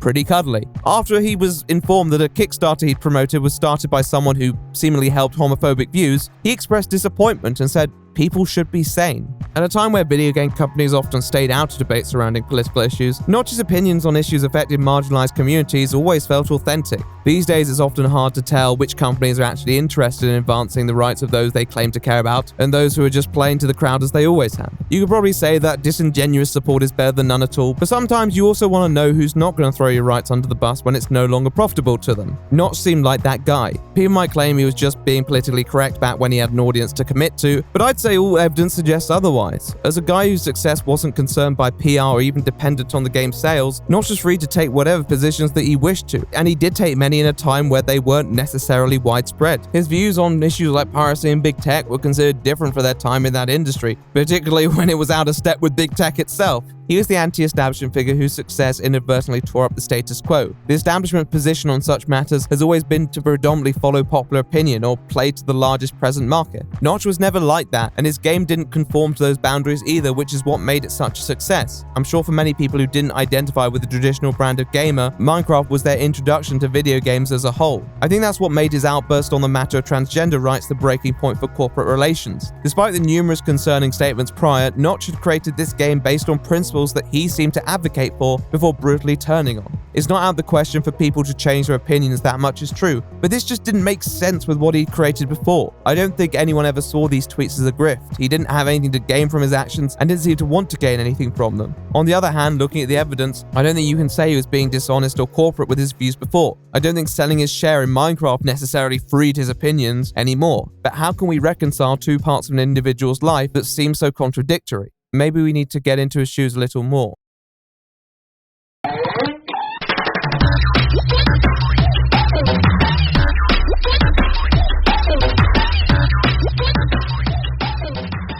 When analyzing two apparently contradictory patterns of thought or behavior, sometimes it's important to look at the wider picture and causes, and how they may have interacted with each other. With Notch, I think the clues to understanding this about turn in political positions can be defined by a few constants and variables that impacted his previously rather innocent worldview. So let's talk about some of these factors. The most important factor is that of community. I think if there's one thing that matters to Notch, it's community. It's a complicated aspect of video game creation that he wrangled with for much of his career. But although he wasn't always a media darling and often definitely took pride in having some sort of control in the direction of his projects, he definitely valued the input from those around him, particularly those who actually sampled his output. This began the community of indie developers, some of whom he would go on to work with in creating Minecraft. He would regularly post his projects and interact with other developments, providing feedback and accepting it for his own works. It's not a surprise that in spite of the game's traction outside the forums, Persson remained active there on his account until the end of 2010, continuing to discuss Minecraft and general gaming matters with other budding developers. This was a similar pattern with his audience. Although it was difficult to necessarily orchestrate a close relationship with your user base, Notch did his best, using a combination of Twitter and Tumblr to provide a balance between informal expressions of personal opinion and official announcements. He enjoyed attending conferences and interacting with fans. Being a part of something so much greater gave him a sense of purpose. Persson also reaped the benefits of a tight-knit workforce in the company that he founded, maintaining the total number of staff under 50 during his tenure at the business. Notch reportedly held a strong personal camaraderie with his employees. Mojang's office was based on the design of a regular home and filled to the brim with amenities. Workers would be treated to lucrative bonuses, and company trips involving the entire workforce would be made to luxurious spots to celebrate the game's continued prosperity. Community mattered to Minecraft. As a grassroots game with no investors, it was what kept the game untethered and unimpeded by ulterior interests. And if it mattered to Minecraft, it mattered to Marcus. I think the enjoyment of community resulted from the fact that Notch assumed the role of a working class hero of sorts. A lot of people from this sort of background could have easily let the spoils of stardom consume them. It almost had the opposite effect on Persson, who seemed determined to demonstrate his allegiance to the everyday gamer. It should be no secret, Notch liked to be liked. I don't think this core set of beliefs ever deserted him. However, as the circumstances surrounding his popularity evolved, his position and that of others influenced his perspectives on said communities. As his fan base grew, his activity on the developers forum quietened down. The increasing gulf between him and those who enjoyed the game also expanded. In spite of the claims he was acting in the user's best interests, the situation regarding in-game transactions ultimately broke him because people alleged he was prioritizing corporate interests, something that clearly upset him so much that he decided to sell his shares. Think about it for a moment. One of the most successful figures in the video game industry sold the shares to his company because he was upset at what people online were saying. This may have solved one issue, but it opened up another after many of his staff seemed dissatisfied with the outcome of the deal. This was a guy who had turned down any and all investors up until this point, and although he did secure protections and bonuses for many of his employees, the principle of going with something he'd previously opposed ferociously to seemed to irk them. In many ways, he gained a lot, but he'd lost what mattered to him for so long. And with the increased distance between him and the surrounding world, he gradually grew more listless and languid. Eventually, he was left with no community, nobody to properly identify with. And it wasn't like the wealth was the inherent root of the problem, but it was the result of decisions that inevitably isolated him from a lot of people. He wanted to rid himself of the crippling responsibilities that had come with being part of these communities, but had nothing to fill it with, until the internet began to move in a different direction, a more political one. Like that's ever gonna happen. Politics is something that many people understandably avoid, but it's also something that many people can be sucked into, particularly if they have nothing better to do than firing up the old blue bird and picking the first hot take that rubs others the wrong way. Notch had been outspoken on many of his political opinions, but never seemed to attach too much meaning to it personally. But as a perpetually bored person looking for a cause to latch onto, what happened in 2016 was the perfect catalyst. The campaign and subsequent election of Donald Trump and the reaction from mainstream sources to much of his behavior sparked a backlash amongst many on the internet. Not necessarily because people identified with him particularly, to be frank, he wasn't very relatable, because they saw him as a sort of symbol in an enduring culture war against people who wished to restrict online freedoms that had long been enjoyed by those who had used it. Trump hated the establishment, big tech, and many of the organizations that Notch had rallied against in the past. Even though I'd say Trump had very different gripes to someone like Notch, as an influential person, his cause was enough. And in a way, it was the resistance that provoked people. Our movement is about replacing a failed and corrupt, and when I say corrupt, I'm talking about totally corrupt, political establishment with a new government controlled by you, the American people. It's also important to note that a lot of mainstream businesses that had long been apolitical in many ways became outspoken on certain social issues that Trump was thought to possibly hold power over, particularly given their increasing prominence on social media and the new generation using it who were somewhat more progressive in their viewpoints. I think this sort of corporate movement probably alarmed someone like Notch, as to him they always seemed like the bellwether of cynical, self-serving opinions, and sometimes the enemy of your enemy is your friend. This is what started it at least. Although he had mostly avoided taking positions in past controversies, even larger scale situations, something about defending internet culture seemed to galvanize him. As that guy who essentially had his career launched by the online world, he was obviously going to be defensive of his characteristics that enabled his success. After selling his shares, he had lost his cause and community, but a new one was emerging. One where he was part of the last line against a culture that could sterilize everything that made it great. However, that still doesn't fully explain how we go from this to this. There's still a degree of disconnect. Well, it wasn't a solo effort.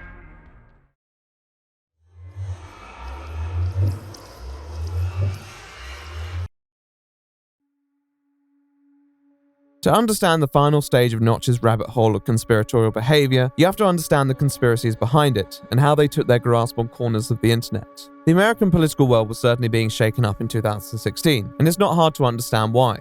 Many people have made the valid observation there was a huge gulf between those in government, the media, large corporations, and practically everyone else. Many Americans saw their lives going nowhere and they wanted something that could give them a purpose. I already spoke about the connection between hating the establishment and loving someone like Trump, but the forum of QAnon took that idea one step further and provided this elaborate explanation for everything occurring, rooted in this idea that Donald Trump was the person to overhaul the broken system as we know it and bring the power-abusing elite to justice. It took off because it targeted a certain demographic of Americans who felt taken for granted by those in charge. It provided an explanation that played into that moral black and white sort of thinking, presented people with a clear villain, a hero, and a purpose to actually support.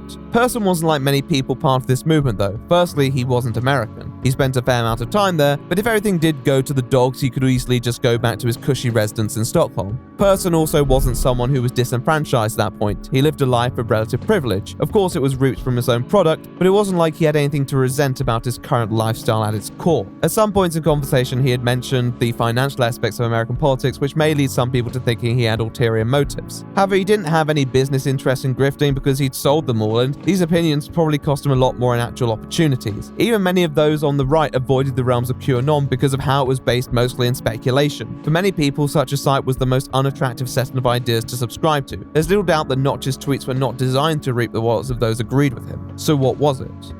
First, let's talk about the sense of purpose that appealed to someone like Notch, who had clearly been understimulated for too long by the world around him. We already knew that he had sympathies towards Trump in light of the position he occupied in much of the media and the culture war that was occurring online. QAnon elevated this idea of a culture war to fantastical levels and made everyone who was a part of it feel like a soldier for a cause that underscored the fabric of society. To many outsiders, it seemed so dangerously far-fetched. That's what made it exciting in the eyes of those who were actually there. It could easily be the plot to a dystopian video game where you're the resistance against a worldwide cannibalistic cabal. There are plenty of conspiracy theories online, but this one had a plot and a finale, one where everyone who stood with the people against the powers would be rewarded.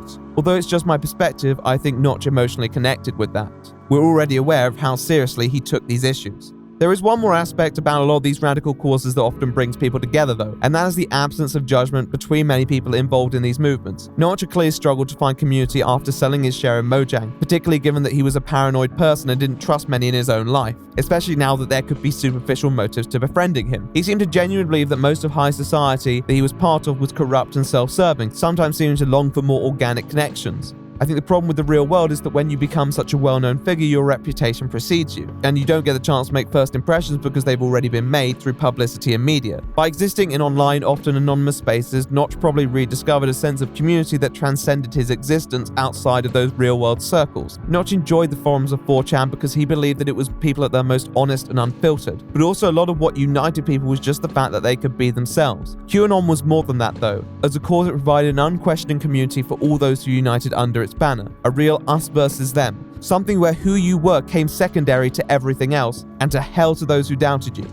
For a lot of people, this becomes a very damaging cycle though, because the more divisive a conspiracy theory, the more it might actually affect personal interactions. A lot of people believed if you followed QAnon, then you were just too delusional to even have a conversation with, so you could be distanced from people completely and left with like-minded people who may not be the most beneficial to your well-being.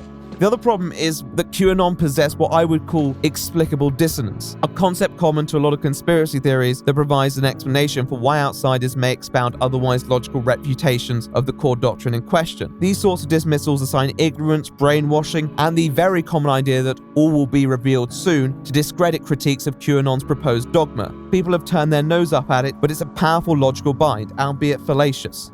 QAnon did appeal to many disenfranchised people, but it also appealed to individuals who were starved of some form of purpose in life or community, things that every person really needs to feel emotionally fulfilled. A lot of old Q's predictions ended up not occurring, and at any point these could be signaled to bring the credibility of such a figure into question. But the truth was the cause was greater than even the verity of any individual claim. Ideology came before anything else, even sometimes the lives and well-being of those who were actually part of the movement. Some would rather be a martyr for the cause. These communities also became very insular. When you surround yourself with people who only see things one way, you're very susceptible to succumbing to those perspectives, even if otherwise, in a normal environment, you would dismiss them. Although Notch did not express his support for the movement until 2019, the fact that he was promoting Pizzagate theories barely a few months before QAnon was founded shows the sort of places that he was frequenting. But I think more indicative was how he went about it. In his tweets, Persson didn't seem to have a clear thought process behind exactly why these things were legit. He regularly appeared to contradict himself and seemed panicked and confused, even manic to a degree. Notch always saw himself as a man of the people, a guy who was fighting against the establishment, and in a way QAnon presented itself as that too. That was the entry point. But once you're in, you're introduced to a lot of new ideas that build onto each other, and eventually you're hooked on something greater than that, and you're in a bubble where you won't even listen to anything else outside of it. It's a chain reaction to what those flurry of tweets could easily be the result of, and in many cases was honestly one of the milder results. The moral gravitas placed onto QAnon theories makes that fantasy very, very real for some people, and it has led to tragedy in multiple instances, with a subreddit even dedicated to people whose friends and family members have been drawn in by those beliefs. Many accounts describing them as previously perfectly reasonable individuals. What many saw as a public outburst in Notch's tweets was something that had long been building up behind the scenes, a product of understimulation, wealth-induced paranoia, and existential emptiness, and ironically the desire to be on the right side of history. But what will history say about him now?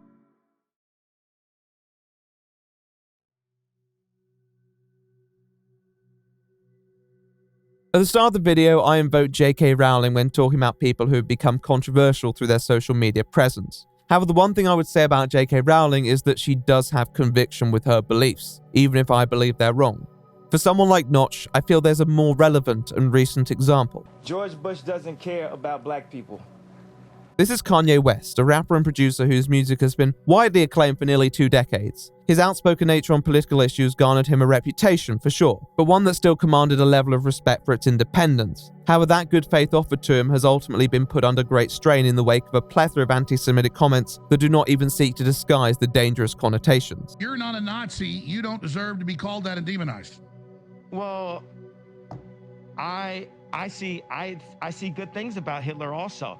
Similarly with Notch, it was hard to work out exactly what motivated Ye's sudden spiral into such unabashed backing of extreme beliefs, to the point where some even questioned whether it was an intentional move to tank his career. Although I wouldn't go that far, I would say that a life where you have an abundance of resources but a lack of healthy relationships can cause one to lash out in a way that antagonizes those around you. There are many ways of doing this, but turning to extreme beliefs is definitely one of them. It's an appeal to make yourself as ugly as possible, challenge people to disown you, turn public opinion against you, to change that superficiality. Both Kanye and Notch subscribed to beliefs that advocated this idea that some elite class were fundamentally working against the interests of the people. And as individuals who believed they were on the side of the underdog, what might seem like public meltdowns to others seem like acts of personal and public resistance to them. It's a dangerous technique though, because you could easily just convert people to extreme beliefs, but sometimes people don't think about that, especially when they feel like everything's already been said and done. You feel like there's nothing else worthwhile left. We spoke about legacy, how one wishes to be remembered after they're gone. It's a complicated conversation because as much as the thought of being revered by some around you may be alluring, you don't really have the privilege of living that legacy. If you live your life for a legacy, then you're not really doing it on your own terms. For an artist, sometimes it's about pursuing a personal vision first, even if those around you don't necessarily approve. Notch's story isn't like that of many artists though. He's one of the few people who has actually seen his legacy play out while he was still alive. Even public figures who have been embroiled in far more serious controversies seem to have some control over the direction of their image. Yet to many, the conclusion for someone like Persson, who'd already been written when he moved on from Minecraft. I'd argue there are many who still probably have their thoughts dictated on the guy more from their opinion of his most famous video game above anything else, despite the fact that he hasn't worked on it for a decade. I think Notch was quietly aware of this. When being asked about his legacy, he seemed to show disregard for the idea. And although I'm not entirely sure I buy his dismissive attitude, we'll get to that in a bit, I think he had to emotionally disconnect from it to an extent, or else he would have been a relic in his own mind. There was no way to properly follow up a game like Minecraft, a game so built on grassroots appeal. By the time that Notch acquired wealth and fame, he could never naturally replicate something so organic unless he created a whole new anonymous persona. Crafting a magnum opus of such a scale at such a young age with nothing else publicly notable under his belt, becoming a personality so intertwined with that work, when he walked away, it was a death of some sorts. The nature of what he did, essentially opting out of his career with such final effect, giving him no commitment to anything and a massive paycheck that allowed him to switch his life to sandbox mode. If life was a video game, then Notch reached the end credits before he even turned 40. Right now I'm just, buying houses in LA and partying. But the thing about the sandbox is that it does grow tiresome. Having everything at the tip of your fingers can often do more harm than good, particularly when you're not a person who ever really had a strong connection to the reward of the process. Notch wanted to fulfill this idea of being a rich person, the next stage of his life. The way he spoke about it sometimes made it seem like its own occupation. But the truth is that it's not a job, and the only perceptible upsides of becoming a socialite was the public attention, something that Persson was vocal about not necessarily enjoying. He wanted to be a part of something, but not the center of it. In the end, his prosperity merely made him even more distant and bitter than his work already left him, occasionally externalizing that angst online, and in spite of some people offering their support or assistance, Big Snoop even offering a trip to the doggy den, eventually the new lifestyle wore out its welcome. Notch was an individual who cared about that community and that vision, but by the time the next cause to commit to came around, all he had was a fuck ton of cash and some social media presence. That sandbox began to transform into a straitjacket. A naturally paranoid and unsettled person, he seemed to find new purpose in being outspoken and politically inclined, but gradually it grew into a set of beliefs much more antithetical to the world he had previously created. Who knows how long it was ultimately brewing. His tweets were a momentous climax in their own regard, but almost as soon as he expounded the theories that drew the greatest response, he dropped them, never really addressing it, just kind of moving on. As is with the idea with sacrificing your own public image, maybe Notch got what he wanted, the detachment from the fear that his relationships were transactional. The ones who'll stick around in that scenario are the ones who genuinely care about your well-being. Unlike Kanye, he didn't seem to make any new friends from his outburst, nor did he end up on the Alex Jones show, but it still wasn't without its bruising. Ultimately, it's not really rid him of the title of the creator of Minecraft, just the title of the creator of Minecraft who then became a conspiracy theorist and racist and a fair few other ists. Although I'm sure he sleeps okay on whatever mattress a couple billion can allow you to afford, there's still a lingering sadness that the outcome of years of hard work was a name that many would rather forget, but still struggle to, and the bittersweet connotations that come with the mention of it. He became a man both known for his best and worst moments, and neither seem to cancel each other out in people's minds. So, what now?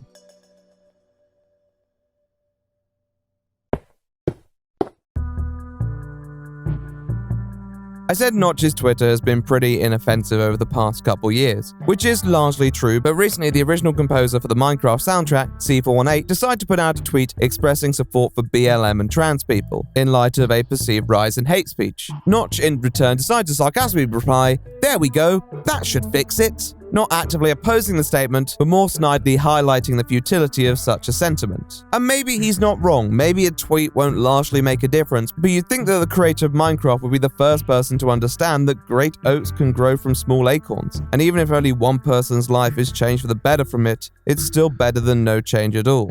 Unfortunately though, I think it reflects the rather nihilistic worldview that Notch has adopted in the past few years, one that didn't seem present before. I probably understand more than most that it's easy to catch yourself in that train of thought, but for a man who's always seemed concerned about how to change people's lives for the better, he doesn't seem to know what's best for himself. If he did, I doubt we'd be here discussing it today.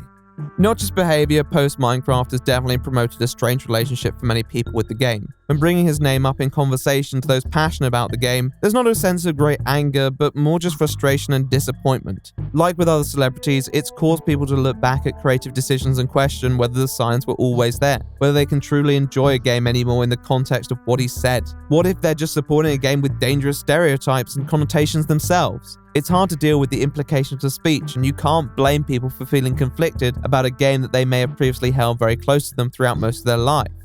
As he sold his shares, possessing or buying Minecraft doesn't really help him directly, but even if they removed his credits, it'll always be his framework, and it's understandable if that makes people feel a bit ambivalent. What happened to that guy that so many knew and loved? I don't think the Marcus Persson that people thought they knew ever disappeared, nor do I think that he was an inherently hateful person, but I think over the years he definitely became a more challenging and troubled figure. He was never equipped to be a big-time figurehead. He yearned for close interpersonal bonds, the simple pleasures of a creative's life, and he thought that cashing out his shares would allow him to get back to some form of normalcy. But to put it as concisely as possible, his position opened up a lot of old wounds and vulnerabilities that led him down a very dangerous path, and only seemed to halt when he revealed how far he was down there. It traded one form of status for another, possibly worse form of status. He could have settled down to a long life of video game panels, TED Talks, and meet and greets, become a visiting professor at a state university, or just gradually work on maintaining strong social bonds that would keep him from losing his mind. Instead, his handprints on a game have mostly been erased, his mention provokes uncertain groans, and some people would rather credit a fictional figure for the creation of one of the most universal experiences in recent history. He always seemed to accept this, but over the years has continued to name drop his magnum opus in many tweets, still reflecting on that era of his life, maybe only beginning to appreciate some of it properly now. It feels like he's still not over it. Whether all his previous actions were attempts to move past it is something only he knows, but when so much of your life is still tied to one game and its legacy, it's hard to create a new one. I think back to one quote I read in his blog post that if he ever accidentally ends up creating anything that might garner attention, he'll just scrap it immediately. Notch never seemed to find a position in life where he was truly comfortable. I think it came down to three things: resources, time, and purpose. When he started his work, he had time and purpose, but a lack of resources. As the game took off, he had resources and purpose, but no time. And after he sold his shares, he had resources and time, but no purpose. And his fear of ever gracing the spotlight again has often left him in that limbo. In the time that he was in the public spotlight, it was hard to pinpoint a moment where Notch was ever comfortable with his life, and that eternal restlessness is something that can really corrupt the mind. I think it put him in a spot where he consigned himself to a stasis that he didn't want to live with. He loved programming but didn't enjoy the human aspects of success, but didn't want to be defined by one thing, but didn't know how to escape that definition. His love of community and desire to please people was replaced with this distrust and resentment towards all those around him, and eventually manifested in more and more destructive ways, leaving me to wonder if he could really rebuild his public image after it all. One of Notch's resolutions this year was to create a new game, him making wry commentary on his own commitment to do that. It still doesn't feel like he entirely knows what he wants. Minecraft was one of the most stressful eras of his life. It's understandable he doesn't want to relive that, but sometimes you wonder if he still craves a bit of the taste. He's at a different stage of his life now, and so is Minecraft, to the point where you wonder if they even recognize each other. People draw parallels still and wonder how the two grew so far apart. However, amongst the politics, the business interests, the billions of dollars, the social media meltdowns, the far-right conspiracy theories, they still came from the same place. That was existent before any individual or business could dip their fingers in the pie, and although a person's evolving ideas can retroactively impact their art, the truth is that the place that Minecraft came from could never be represented by any tweet, and the game will always transcend whatever people put on social media accounts. We talk about art, but Minecraft isn't just a painting, it's the whole damn gallery, and so many people will create such great work on that canvas for years, decades, and maybe even centuries to come. So when Microsoft says that Notch doesn't really represent Minecraft's values, I don't think they're entirely wrong, but it was still a part of him. Minecraft is greater than any single person, even Notch himself.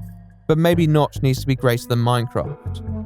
As most avid Minecraft players will probably know, upon completion of Minecraft Survival Mode, you reach the end credits of the game, accompanied by a verse composition known as the end poem. It lasts just shy of 9 minutes and takes the structure of a conversation between two beings that present themselves as all that isn't the player, essentially the universe. It analyzes many themes that Minecraft represents, but appears to conclude that the player themselves is the answer to all the questions that they may have. You control your own destiny. You control your own fate. At the end of 2022, the author of the poem wrote a post on the blogging site Substack, explaining that he had made the decision to place the poem in the public domain as he had not contractually handed over his rights to Microsoft or Mojang. However, it's the reason behind this and the story that inspired it that is far more interesting. As Goff explained, he was hired in 2012 by Persson to work on the final text, and quickly struck up a camaraderie with our Minecraft lead. However, when involving Carl Manet, the business's CEO, things quickly turned sour as they attempted to enter business negotiations. In the end, all Goff saw from his contributions was a single $20,000 check. The contract itself was a pretty standard but stringent handover of all exclusive rights to Mojang, including an NDA which would have obviously prevented Goff from even mentioning this agreement at all. However, that wasn't the kicker. No, that came in 2014, when Goff received an email from Carl following up on the agreement and requesting the signature once more. Goff explains that Manet had framed this as housekeeping, when in reality research showed this was just around the time the shareholders were looking to cash out and were merely tying up some loose ends. With the buyout estimated to be $2.5 billion, Goff felt a bit deceived and shortchanged, especially with how he had been treated up to that point. He felt disrespected by people he considered friends, and although he ultimately didn't sign the contract, it still offended him. In spite of this and the heated exchange that followed, he didn't seek legal counsel. He didn't formally request his poem be removed from the game despite the furore it could have caused. He merely let it be. He ultimately did nothing and gained nothing from it. And at first he felt bitter and resentful, but since states he has found peace. As a matter of fact, he argues that it was an important learning curve, and although he could have pursued it a bit more aggressively and ended up financially better off, he seems thankful he wasn't, as he probably learned more from losing out. However, he can't properly move on until he addresses the outstanding issues surrounding the copyright. Not wishing to grant Microsoft the exclusive rights, but also not wishing to remove it from the game. He ultimately relinquishes it to the public domain, and tells people to do whatever the hell they want with it. He was giving his work back to the world, and drawing a line under it. Originally, I wrote a paragraph here explaining why I included this anecdote, but I think I'm going to let it speak for itself. All I'll say is that, as written at the end, you are the answer to your own questions. It's never too late to add some chapters to your story and give people a more satisfying conclusion. You just need to turn the page. Maybe Notch needs to be greater than Minecraft.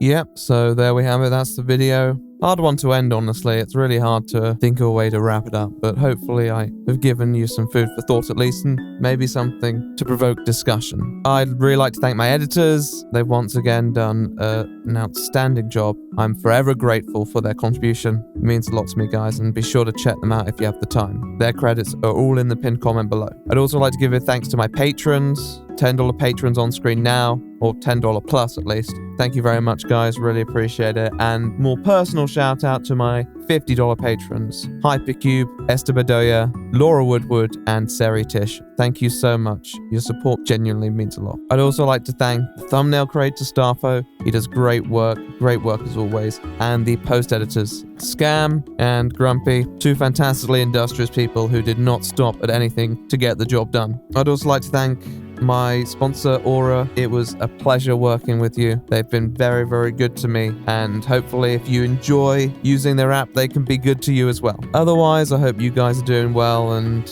I hope you took something away from this at least, this little ramble, and be sure to take care of yourselves. I don't really have too much else to add, so I'm The Right Opinion, and I will see you in the next one.